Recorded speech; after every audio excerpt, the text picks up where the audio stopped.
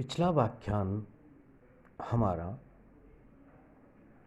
कारक प्रकरण के अंतर्गत द्वितीय विभक्ति के सूत्रों का वर्णन किया गया था। द्वितीय विभक्ति का सूत्र ही है जो कोटा विश्वविद्यालय कोटा द्वारा पाठ्यक्रम में निर्धारित किया गया है। सूत्र हमारा है कालाद्वयनर अत्यंत संयोग है। इसका अर्थ है अत्यंत संयोग में समयवाची तथा मार्गवाची से द्वितीय विभक्ति होती है। अत्यंत संयोग का अर्थ है निरंतर संयोग, किसी गुण, क्रिया या द्रव्य का किसी काल या मार्ग में पूर्ण रूप में रहना।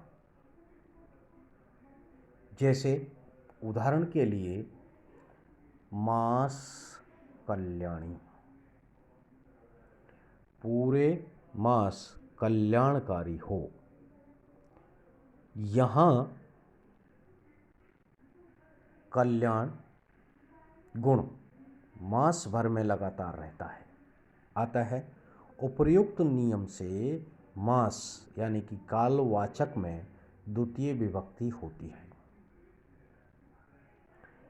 इसी प्रकार क्रोशम कोटिला नदी, पूरे कोस भर तक नदी टेढ़ी है। यहाँ मार्गवाची क्रोश में भी द्वितीय विभक्ति होती है। इससे आगे क्रोशम अधीते यानी कि मासम धीते पूरे मास पड़ता है। यहाँ अध्ययन क्रिया मास भर लगातार चलती है, अतः मास शब्द से द्वितीय विभक्ति होती है। इसी प्रकार मार्गवाचक क्रोश शब्द में भी क्रोशम धीते में द्वितीय हो गई और मासम गुणधाना यानी कि पूरे मास गुणधान है। यहाँ गुणधान द्रव्य पूरे मास लगातार चलते हैं, अतः अत्यंत संयोग में मास शब्द से द्वितीय विभक्ति होती है। इसी प्रकार क्रोशम गिरी में भी।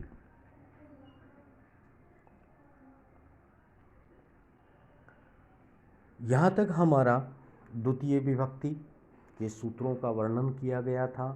अब हमारी तृतीय विभक्ति प्रारंभ होती है और तृतीय विभक्ति का सूत्र है साधकतमम करणम। क्रिया की सिद्धि में जो कारक सबसे अधिक प्रबल होता है उसकी करण संज्ञा होती है।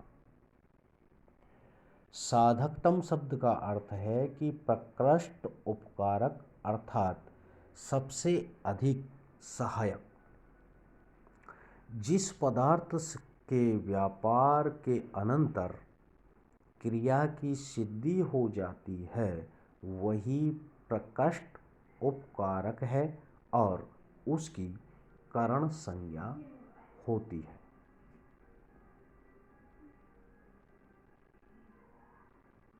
सूत्रों में तमम ग्रहणम किमेति, तमप ग्रहणम किमिति। क्रिया की सिद्धि में अनेक कारक प्रयुक्त होते हैं, उनमें जो सर्वाधिक समर्थ हो उसे करण कहते हैं।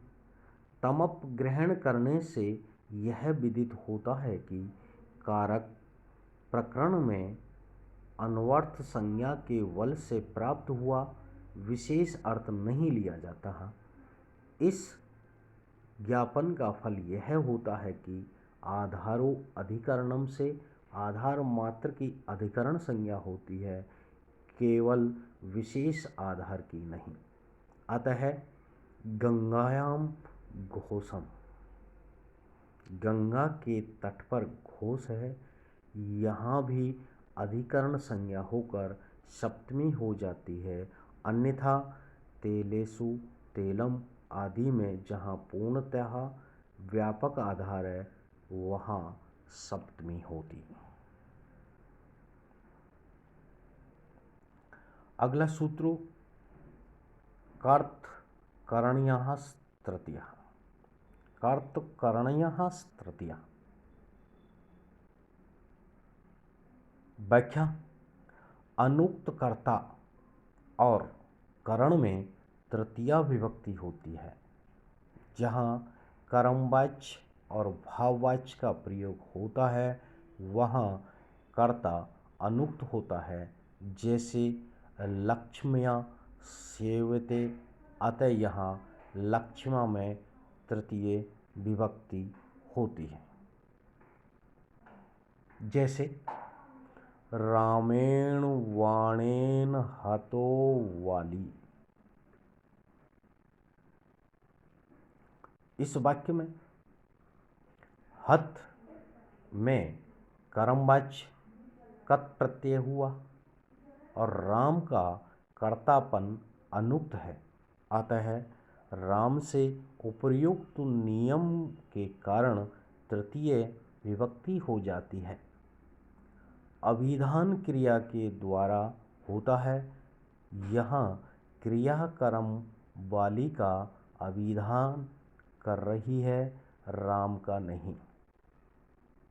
अतः राम अनभिहित है और मारने का प्रकृष्ट साधन वाण है।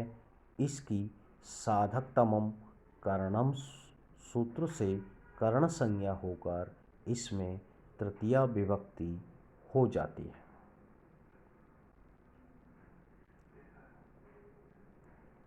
अगला सूत्र आता है दिवः करम च।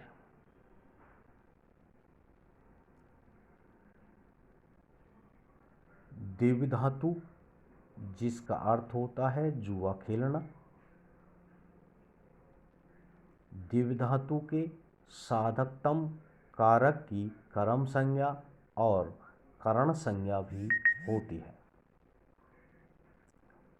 जैसे अक्षे अक्षान व दिव्यति, पासों से खेलता है। यहाँ अक्ष पासे यानी कि जुआ खेलने के साधन है, अतः करण संज्ञा होकर तृतीया भी होनी चाहिए थी। इस नियम से विकल्प से कर्म संज्ञा होकर द्वितीय होती है।